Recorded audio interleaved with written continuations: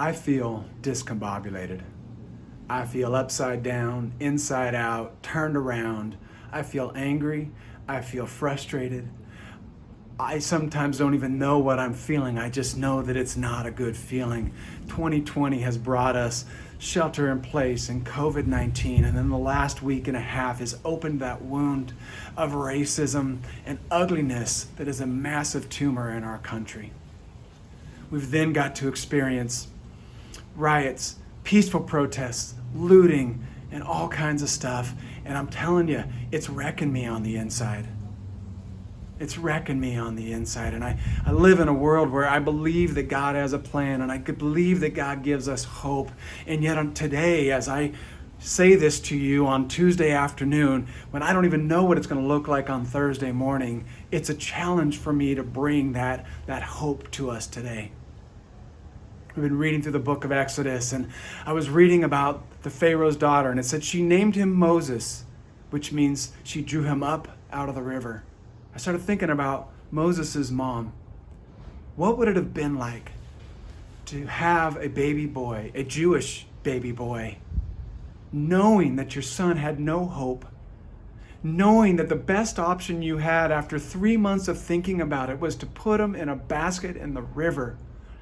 She had no hope for a future. She had to submit her son to the river, submit her son to God, and just hope and pray that maybe he'd make it through the day. And yet God had a plan for Moses, that Pharaoh's daughter would come by and draw him up out. Moses' mom had no clue what would happen to Moses. But on the day where God made a way for Pharaoh's daughter to draw him up out of the river, she saved him from the river so that Moses could save his people out of slavery.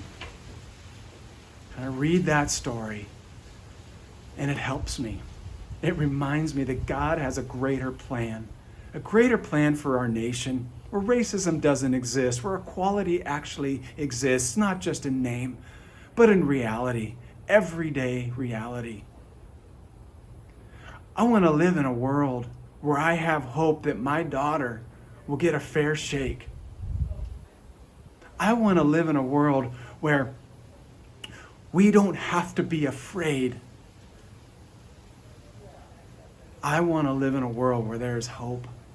I want to live in a world where there's peace. And when I remind myself that God has a grander plan, it took a long time for Moses to get from the river to rescuing his people, but God got him there. And God's going to do that in us. He's going to do that in this nation. He's going to do that in our church. He's going to do that in me. I am being refined right now. I am being ground up and tore down so that God can build me back up again. I don't want this. I don't like this. This isn't fun. Nobody would choose this. But I know for me, the only time I've gotten better as a person is when God has ground me, when He's ground me down so He can build me up for greater things. That's true for me. That's true for our church. And that is true for our nation. So today, I don't know where your emotions are. I don't know what you're feeling. I don't know where you're at. But if you're like me, it's a struggle. Remember, God has a plan. He wants peace. He wants equality. He created us all equal, and He wants us to all be treated that way.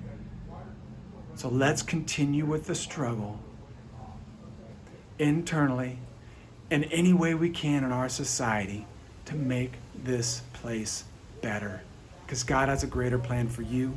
He's got a greater plan for me. He's got a greater plan for us.